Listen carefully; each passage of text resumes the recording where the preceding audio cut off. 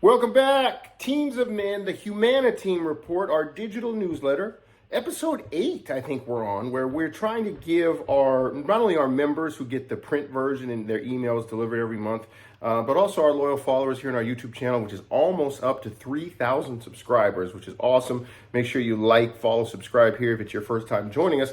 But we wanted to give a digital version of our newsletter, maybe twice a month, to complement what we're already sending out in print one time a month and to members twice a month, because we just want coaches of male athletes to have content, to have curriculum, to have activities in hand that they can use, because we know throughout the sports landscape, middle school through collegiate levels, male athletes and programs are in different stages of their season. Coaches have different times and access points and access ways and frameworks to their team currently. I think we're taping here in May. So we wanted to make sure we're always giving out and handing out as many resources as possible as we can. And today we've got another set. We've got 3 sections in today's episode that are going to take you through a gamut of things that we think are either studies, current events, pop culture topics that we think you can activate, and we're going to give you ways to do so with teams and team rooms of male athletes. So welcome back to the newest episode of Teams of Men, the HuMANiTEAM Report, episode 8.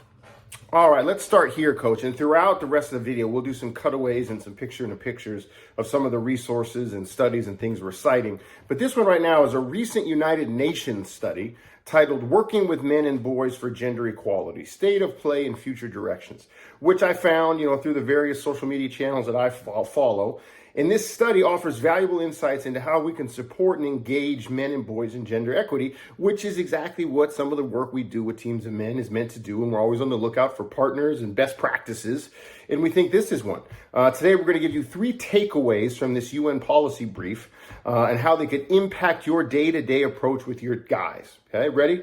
Let's go to number 1. Focus on building a positive team culture. Obviously, culture is a buzzword, and we hear that a lot. And at Teams of Men, we want culture to include the climate, the ways your guys feel in your program, if they feel seen, if they feel validated, if they feel like they can be authentically themselves.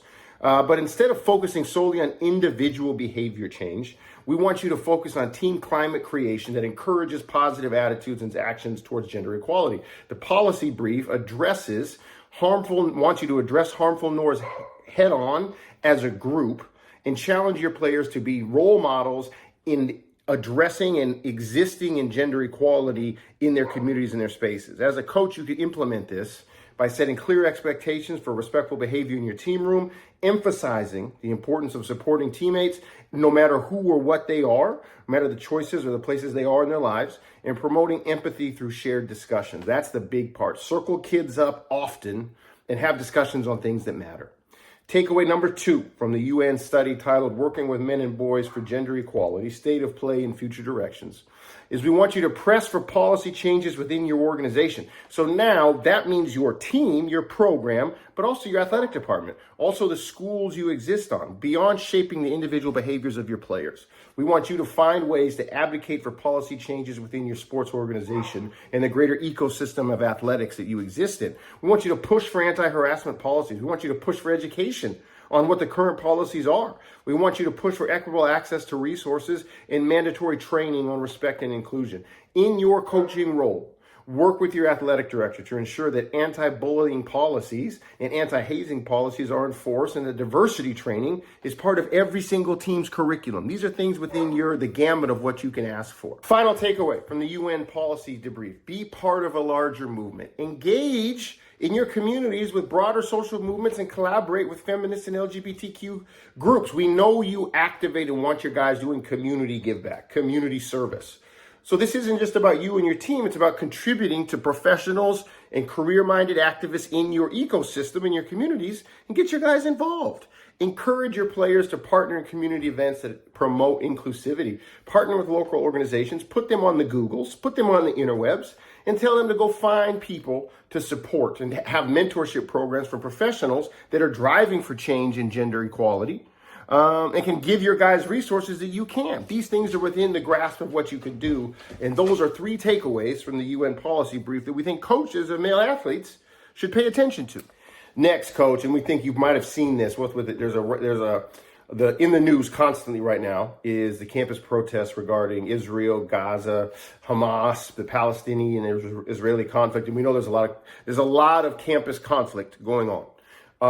We're diving into a topic that does need urgent attention from you, from all of us as coaches and leaders, and that's building anti-racism and anti-oppression spaces in our programs. Recently, you might have saw this, and I know your guys saw it.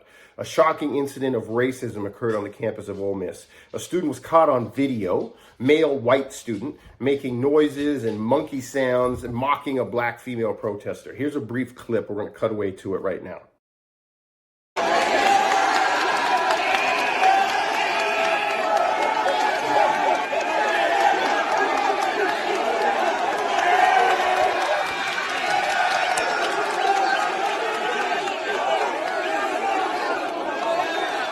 Now, eventually, after backlash and viral, as it should have been viral for how awful it was, the Phi Delta Theta fraternity pictured, expelled the student responsible for his actions. Okay, so that's step one, right? But I want you to engage in this discussion with your players. I want you to show them this clip. And I want you to start by helping your players recognize and address both microaggressions and blatant, overt racism like this. And to walk them through what are microaggressions, what makes them subtle, and what unintentional comments could be construed as microaggressions. What stereotypes and perpetuation of discrimination are you guys seeing in your day-to-day lives? Not just in black-white relations in terms of race and ethnicities, but also in terms of gender, also in terms of sexual orientation, also in terms of socioeconomic status, also in terms of religion. Have you ever heard or said something that seemed like a harmless joke, but actually hurt someone? How can we call out these behaviors in our team room? How do we call each other up for better? And what is the relationship between consequence, apology, and accountability when it comes to having committed a joke? Like when you say a joke that hurts and lands as problematic and harmful, sure, you can apologize, but that joke already landed. What are the reparations? What is the accountability? What are the consequences for the harm you've already caused before you recognize that you did it? These are conversations we want you to have with your team. Next, I want you to encourage your players to embrace diversity and work towards earning ally status. The allyship cannot be grabbed. You have to work towards it every single day. It's not a status that you achieve and then you're done. It means supporting marginalized communities and speaking out against injustices. And if you're a white male in your team space, it's using your power and privilege to lift others up around you that don't have the same power and privilege, and doing it repeatedly and putting yourself in harm's way when others can't. What does look like being an ally look like on our team? How can we ensure that everyone in our team room feels welcome, respected, regardless of their race, religion, or background? And how do we continually monitor and try to earn this status day to day? This is not something we can give ourselves a stamp for and say we're done. How do we go about earning allyship status in the eyes of female teams on campus? How do we go about earning allyship status from protected groups on campus? How do we solicit feedback from them to find out ways we can be better and how we're not showing up correctly? These are questions I want you to ask your young men and go about taking steps to find the answers to.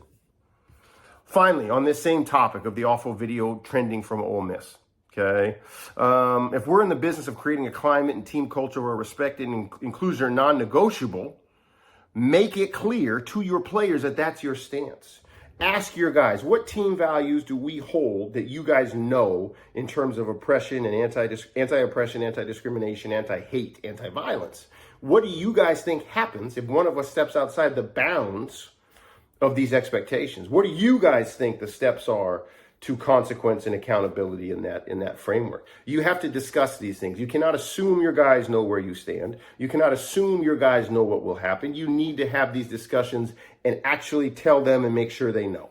Last segment here, and this entire episode is really focused on stuff that I know your players are digesting on social media and pop culture and current events, that I think you are too as a coach, that I think you might be struggling to connect. Why does this matter to me as a coach of these players? That's my job. That's what I think Teams of Men is great at. And what we spent over a decade doing is framing current events, pop culture, sports culture, celebrity culture, and giving you lesson plans to activate it with your guys. The latest, okay, right here. This is huge on Spotify and music in the world of hip hop and the world of music in general. The feud between Kendrick Lamar and Drake. One of the most high-profile rivalries in hip-hop and rap battles we've seen, probably since Biggie and Tupac. Maybe you could argue Jay-Z and Nas as well. But this has been a battle for not just lyrical supremacy, but cultural influence, and it's gotten really dark and gross, okay? Remember, this started off as a Kendrick, Drake, and J. Cole situation with the big three. Ask your players about this. They all probably have sides they've chosen, and they all are probably had discussions before Drake and Kendrick really exploded into the mano a mano it's been, with I think 7 rap songs between the two of them in the last 5 days.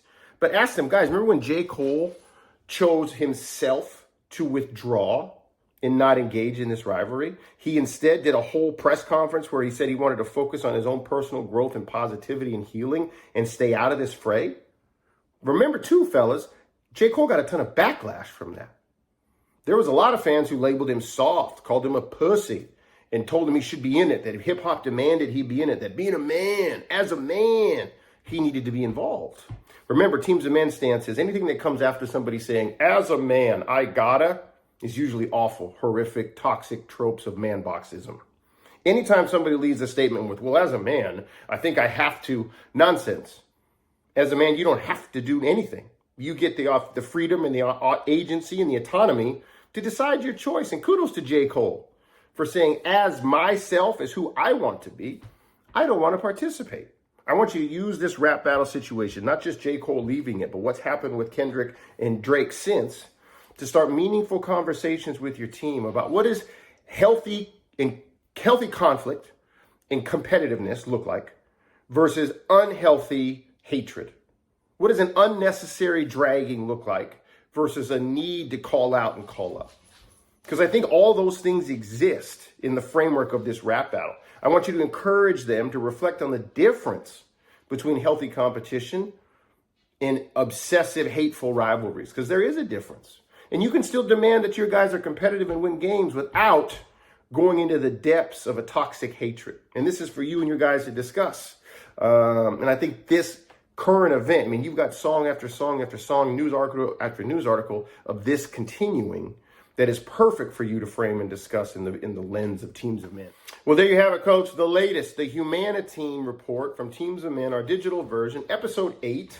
And I hope you got not only some ideas of what's happening in current events, pop culture, that I know your guys are talking about that you need to be aware of, but also you got from us in this video ways you can activate it. It's not enough to just say, oh, I know about that, fellas, move on, let's talk about football. Oh, yeah, guys, I know that, but this isn't the time or place for that. We got to focus on basketball.